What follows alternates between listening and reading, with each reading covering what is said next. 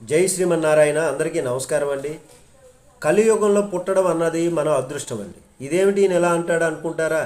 తెలిసి కానీ తెలియక కానీ స్వామి నామాన్ని పలికితే సకల దోషాలు కూడా హరించబడతాయి. ఇంకా అదనంగా మనకి స్వామి ఒక వరాన్ని మనకు ప్రసాదించారు. భగవద్గీత రూపంలో స్వయంగా స్వామి మనకు ఉపదేశాన్ని ఇస్తున్నారు.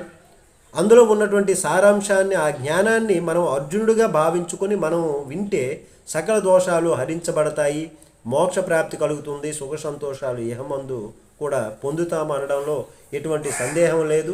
భగవద్గీత మొదటి అధ్యాయంలోని కురుక్షేత్ర రణరంగమున సైనిక పరిశీలనలో మొదటి శ్లోకాన్ని, దాని భావాన్ని తెలుసుకుందాం. ధర్మక్షేత్రే కురుక్షేత్రే సమవేతాయుత్సవః మామకాః పాండవాశ్చైవ కిమకుర్వత సంజయ.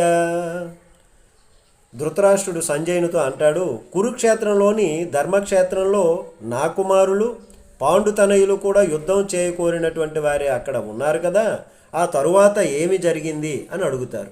జై శ్రీమన్నారాయణ.